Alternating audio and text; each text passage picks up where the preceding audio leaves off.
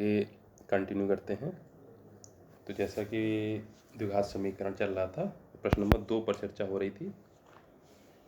तो यहाँ पर हम लोगों ने देखा था विकल्प सी सही था। इसको अगर दूसरे तरीके से सोचें, हमने चौड़ाई x मानी है तो लंबाई उससे एक ज़्यादा है, x+1। अगर हम दूसरा तरीका देखें, यहाँ पर चौड़ाई को हम x-1 मान लें तो लंबाई कितनी हो जाएगी, एक ज़्यादा, यानी x-1 से एक ज़्यादा है, यानी कि x। तब लंबाई हो जा रही है हमारी x, चौड़ाई हो जा रही है हमारी x-1। अब यहाँ पर हम क्षेत्रफल देखें तो लंबाई गुणे चौड़ाई, यानी कि x गुणे x-1 बराबर 30। गुणा कर दें तो x² - x बराबर 30। अभी देख रहे होंगे समीकरण अलग बन रहा है। पहले वाले से क्या बना, x² + x - 30। यहाँ से क्या बना हमारा,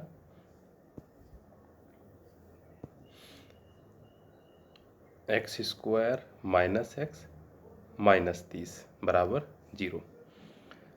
ये समीकरण बना। अब यहाँ पर हम ध्यान देंगे कि अगर दोनों ही समीकरणों से हम उत्तर निकालते हैं तो हमारे उत्तर सही निकलेंगे। पहला वाला भी सही है, दूसरा भी सही है। और देखें तो जो पहला वाला विकल्प है ये सी है, और जो दूसरा वाला विकल्प है ये हमारा डी है।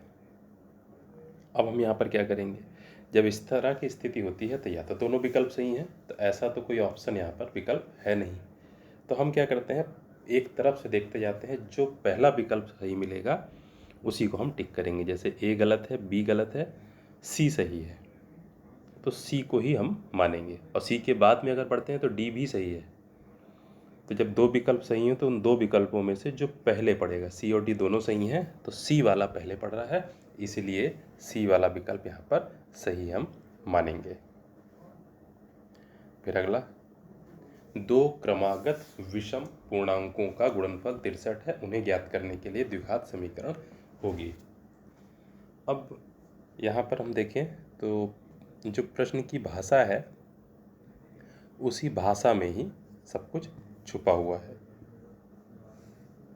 दो क्रमागत और विषम और पूर्णांक। अब इन चार शब्दों को देखेंगे। दो पूर्णांक, पूर्णांक मतलब पूरे पूरे अंक, 1 2 3 4 5 6, ये पूरे पूरे अंक होते हैं। दो का मतलब दो गिनतियाँ होंगी। क्रमागत मतलब क्रम से आने वाली, जैसे 4 5 6 7 8 9 क्रम से आ रही हैं। और विषम, तो विषम और सम संख्याएं आप लोग जानते हैं। सम संख्याएं हमारी होती हैं 2 4 6 8, जो 2 से कट जाएं, और विषम संख्याएं जो 2 से न कटे, 1 3 5 7 9 11, इस तरह से हम बढ़ते जाएंगे। दो दो का अंतर होता है, तो सम संख्याओं में भी दो दो का अंतर, विषम संख्याओं में भी हमारा दो दो का अंतर है। तो यहाँ पर क्या कह रहा है, दो क्रमागत विषम पूर्णांक। तो क्रमागत मतलब क्रम से आ रहे हो, ऐसा नहीं है कि 3 के बाद हम 7 ले लेंगे। अगर पहला 3 है तो दूसरा 5 ही होगा, या अगर पहला 9 है तो दूसरा 11 होगा। तो पास पास वाले होंगे, ऐसा नहीं है कि एक हमने 3 ले लिया, एक 11 ले लिया, तो ऐसा नहीं। तो अगर क्रम से आने वाली हम कोई भी दो विषम संख्याएं लेते हैं तो उनमें हम देखेंगे दो दो का अंतर होता है। पहली अगर संख्या 3 है तो 3 में 2 जोड़ेंगे तब अगली संख्या 5 मिलेगी। तो यहाँ पर दो क्रमागत विषम पूर्णांक है, तो अगर पहला जो विषम पूर्णांक है हम मान लें, यहाँ पर माना पहला विषम पूर्णांक है x, इसलिए जो दूसरा यहाँ पर विषम पूर्णांक होगा क्रमागत, दूसरा क्रमागत, तो वो हो जाएगा हमारा x+2। बस ये ध्यान रखना है हमको यहाँ पर कि अगर पहला x है तो दूसरा 2 ज़्यादा होगा, x+2। बस अब सवाल लग जाएगा। दोनों का गुणनफल 63 है, तो हम क्या करेंगे, दोनों की गुणा x, प्रश्नानुसार x × x+2 बराबर 63। तो यहाँ से क्या हो जाएगा, x² + 2x बराबर 63। 63 को इधर ले आए, x² + 2x - 63 बराबर 0। तो यहाँ पर देखेंगे हम लोग विकल्प ए सही है। तो प्रश्न है, जैसा जैसा हमें मिलता जाएगा जो भाषा कह रहा है उस भाषा को हम ध्यान में रखेंगे तो हमारे सारे प्रश्न लगते चले जाएंगे। फिर प्रश्न नंबर 4, निम्नलिखित समीकरणों को मानक रूप में लिखिए। अब हम यहाँ पर देखें मानक रूप में लिखना है। मानक रूप पर चर्चा हुई थी कल। पहले x की घात 2 वाला पद, फिर x की घात 1 वाला पद, फिर अचर पद और बराबर 0। इस तरह से लिखते हैं। तो यहाँ पर देख लें, बहुत आसान है। पहले वाले में पहले x की घात 1 वाला पद लिखा हुआ है 9x, और 6x² बाद में लिखा हुआ है। तो इसमें क्या हो जाएगा, हमें मानक रूप में लिखना है पहले x की घात 2 वाला पद, तो 6x²। अब 9x वाला पद आ जाए। 9x से पहले कोई निशान नहीं था तो प्लस का मानेंगे, प्लस 9x माइनस 1 बराबर 0। पहला हो गया। दूसरा देखें, यहाँ पर y की घात 2 वाला तो पद लिखा हुआ है, लेकिन 7y वाला पद बराबर के आगे लिखा हुआ है। तो ये क्या करना है, यहाँ पर 7y को हमें इधर ले आना है पहले, और 3 से भी पहले लाना है। तो क्या हो जाएगा, 4y की घात 2। अब इधर आएगा तो माइनस हो जाएगा, -7y प्लस 3 बराबर 0। इसका मानक रूप बन गया। तीसरे वाले में देखें तो x की घात 2 वाला पद है, x वाला पद नहीं है, और 10 बराबर के आगे लिखा हुआ है। तो हमको 10 को भी बराबर के पहले ले आना है। तो क्या बन जाएगा, 9x² माइनस 10 बराबर 0 बचेगा। ये मानक रूप हो गया। चौथे वाले में देखें हम तो लिखा हुआ है -7x बराबर 9x²। तो हम क्या करें, एक ही तरफ होने चाहिए, तो 9x भी उधर ले जाएं। तो क्या बन जाएगा हमारा, -9x² माइनस 7x बराबर 0। ये भी ठीक है। और माइनस से अगर हम गुणा कर दें दोनों तरफ तो हमारा बन जाएगा 9x² प्लस 7x बराबर 0। तो ये हमारा मानक रूप हो जाएगा इसका। और पहला वाला भी सही है, उसमें चिन्ह केवल माइनस का है, लेकिन पद हमारे सही क्रम में लिखे हुए हैं। चिन्ह से यहाँ पर नहीं मतलब होता है। तो ये मानक रूप हो गया। फिर पाँचवा, 6x माइनस x² 0। तो हमें क्या करना है, x² पहले लिखना है। तो x² माइनस का है तो हो जाएगा हमारा -x²। 6x प्लस का है, प्लस 6x बराबर 0। चाहे ऐसे पढ़ा रहने दें, ये भी सही है मानक रूप। चाहे हम इसमें -1 से गुणा कर दें दोनों तरफ। तो जब माइनस से गुणा करेंगे तो पहला वाला पद प्लस का बन जाएगा, दूसरा वाला पद हमारा माइनस का बन जाएगा। -6x बराबर 0 में तो कोई चिन्ह फर्क नहीं पड़ेगा। तो x² माइनस 6x बराबर 0, ये भी सही है। दोनों ही सही हैं, जैसा समझ में आए। पहला छोड़ देते हैं तब भी ठीक है, ये प्लस माइनस से गुणा करके करते हैं तब भी ठीक। फिर छठे में x² बराबर 7x लिखा है, इधर ले आए तो x² माइनस 7x बराबर 0। तो ये इसका मानक रूप बन गया। बहुत आसान है। तो मानक रूप में हमें ध्यान रखना है, पहले x की घात या जो भी हमारी चर राशि है उसकी घात 2 वाला पद, फिर यहाँ पर चिन्ह रहेगा प्लस माइनस जो भी चिन्ह हो, फिर जो x जो भी हमारा रहेगा उसकी घात 1 वाला पद, फिर प्लस माइनस जो भी चिन्ह हो, फिर यहाँ पर जो रहेगा हमारा अचर राशि यानी कि जो गिनती रहेगी बराबर 0। तो बराबर के आगे 0 होना चाहिए और बराबर से पहले 3 पद होने चाहिए। 3 पद हों या कोई भी पद 0 भी हो सकता है। तो इस तरह से हमारा मानक रूप बनेगा यहाँ पर।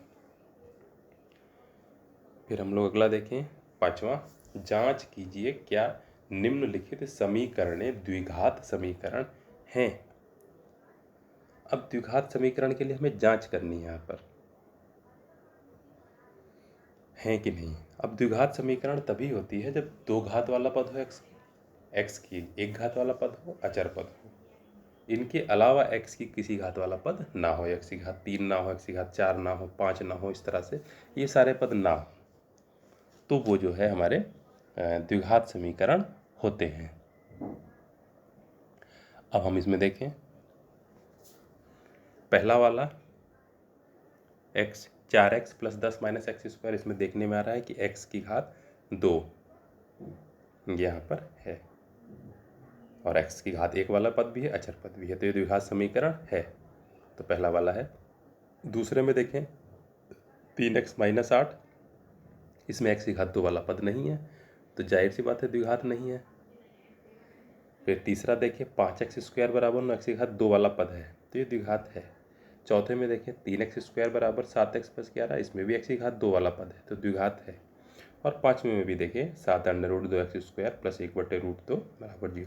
एक्स की घात 2 वाला पद है और इसके अलावा एक्स की घात छोटे पद होने चाहिए, 2 से बड़े नहीं होने चाहिए, तो ये भी द्विघात समीकरण हमारा है। अच्छा, अब इसमें क्या रहा है कि जांच कीजिए क्या निम्नलिखित समीकरण द्विघात हैं। तो हम क्या करते हैं, इनको हम सही से लिखेंगे और मानक रूप से तुलना कर लेंगे। अब जैसा कि इससे हमने पहले बताया था, मानक रूप क्या है, ax² plus bx plus c बराबर 0 और a is not equal to 0। तो ये हमारा मानक रूप हो जाएगा ax² plus bx plus c बराबर 0 और a यहाँ पर 0 नहीं होना चाहिए। तो ये हमारा अगर ऐसा है, कंडीशन है, तो ये द्विघात समीकरण है। तो जो पहला वाला हम लिखेंगे तो 4x प्लस 10 माइनस x² बराबर 0। पहले इसको मानक रूप में बनाएंगे तो क्या होगा, x² पहले आना चाहिए, तो minus x² plus 4x plus 10 बराबर 0। फिर क्या हो गया, ये ax² plus bx plus c के रूप का है, तो यहाँ पर लिख देंगे जो कि ax² plus bx plus c बराबर 0 के रूप का है, अतः यह द्विघात समीकरण है। तो हो जाएगा। दूसरा वाला जब लिखेंगे हम 3x माइनस 8 बराबर 0, यहाँ पर ये लिखेंगे। अब इसकी तुलना करेंगे जब, तुलना करने से इसमें x की घात 2 वाला पद है ही नहीं, तो यहाँ पर लिख देंगे कि यहाँ x² का पद नहीं है, अतः यह द्विघात समीकरण के रूप में नहीं है। बस, तो इस तरह से ये हमारा हो जाएगा। फिर छठा, जांच कीजिए कि समीकरण ये दिया हुआ है द्विघात समीकरण है या नहीं। देखिए, ऐसे तो देखने में लग रहा है हमें कि बाईं तरफ हम देखेंगे तो 2 ब्रैकेट हैं, x में गुणा होगी तो x² आ जाएगा, दाहिनी तरफ भी x² आ जाएगा, लेकिन हम गुणा करके हमें देखना पड़ेगा यहाँ पर। तो हम लोग लिखते हैं x minus 2 into x plus 1 बराबर x minus 1 into x plus 3। गुणा कर दें, x ही गुणा x से तो x² x ही गुणा 1 से प्लस 1x यानी कि माइनस 2 की गुणा x से तो माइनस 2x, माइनस 2 की गुणा 1 से तो माइनस 2 बराबर, इधर गुणा करें तो x ही गुणा x से x² x ही गुणा 3 से प्लस 3x, माइनस 1 की गुणा x से तो माइनस x, माइनस 1 की गुणा 3 से तो माइनस 3। अब हम यहाँ पर देखें, सबको इधर ले आएँ, पक्षांतर कर लें, ये x², ये x²। आप यहाँ पर एक चीज़ देखेंगे कि हम काट भी सकते हैं, ये शॉर्ट ट्रिक है, बाकी हम सही से जब हल करेंगे तो इनको पक्षांतर करके ही हल करेंगे। तो ये x² हम इधर ले आएंगे तो हो जाएगा x² माइनस x²। ये x वाले पद देखें कि क्या क्या बचे, x minus 2x minus 3x plus x, ये वाले दोनों पद इधर ले आए। फिर माइनस 2 हमारा पहले से था, माइनस 3 इधर लाएंगे तो प्लस 3 बराबर 0। और जैसे ही हमने देखा तो ये देखा एक x² प्लस का, एक x² माइनस का, ये कट जाएंगे, यानी कि ये घट करके इनका आंसर आएगा 0। तो इनकी जगह पर 0 आ जाएगा, यानी कि जब हम अगली बार में समीकरण लिखेंगे तो हमारा x का पद बचेगा और अचर पद बचेगा। x में कितना बचेगा देख ले, 1 2x, 2x से 2x हम घटा देंगे 0 तो माइनस का 3x बचा, माइनस 2 प्लस 3 जो है वो क्या बचेगा हमारा, प्लस 1 बराबर 0। तो ये हमारा आया जिसमें कि x की घात 2 का पद नहीं है, अतः यह द्विघात समीकरण नहीं है। तो ये हम यहाँ पर देख लेंगे, इसीलिए ये द्विघात नहीं है। ठीक है, तो ये हमारा हो जाएगा। अगला, जांच कीजिए कि क्या निम्नलिखित समीकरण द्विघात हैं। हम यहाँ पर देखें, अब ऐसे देखने में तो लग रहे हैं, तो एक बार हम चेक भी कर लें। तो पहला है y+1 का होल स्क्वायर पूरे का वर्ग बराबर 3y+1, सब समीकरण लग जाएगी। a+b की घात 2 बराबर a² + b² + 2ab। तो यहाँ पर हम जब करेंगे तो y² + 1² + 2 × y × 1 बराबर 3 गुणा करते हैं y + 3 × 1, क्या हो जाएगा y² + 1 + 2y बराबर 3y + 3, इधर लाएंगे तो y² + 2y - 3y + 1 और 3 इधर ले आए तो -3 बराबर 0। हल करेंगे तो y², 2y से 3y घटाया तो -y, 1 से 3 घटाया तो -2 बराबर 0। तो ये देख लेंगे यहाँ पर मानक रूप में है, द्विघात वाला पद एक घात वाला पद अचर पद, इसलिए द्विघात समीकरण है, ये भाषा लिख देंगे। इसमें देख लें, ये भी सेम ऐसे ही बन जाएगा z² + 5 का स्क्वायर 25 + 2ab यानी कि 2 × z × 5 यानी कि 10z बराबर 2z + 4। अब इधर ले आए तो z² + 10z - 2z + 25 - 4 बराबर 0। हल कर लें z², 10z - 2z तो बचेगा +8z, 25 में से 4 घटे तो +21 बराबर 0। तो देखने में आ रहा है कि ये भी हमारा द्विघात समीकरण है, तो ये भी हमारा द्विघात समीकरण हो जाएगा। फिर हम लोग अगला देख लें, जांच कीजिए कि समीकरण y + 1/y बराबर 7 द्विघात है या नहीं। अब यहाँ पर बटे वाला चक्कर है, तो बटे वाला y पहले हटाना पड़ेगा।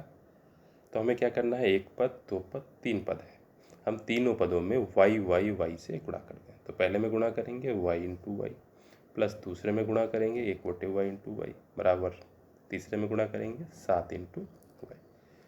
तो यहाँ गुणा करने में ये कट गए y भाग हो गई, पहले वाले में गुणा हुई तो हो गया y² + 1 बराबर 7y, 7y इधर ला के माइनस में हो जाएगा तो y² - 7y + 1 बराबर 0।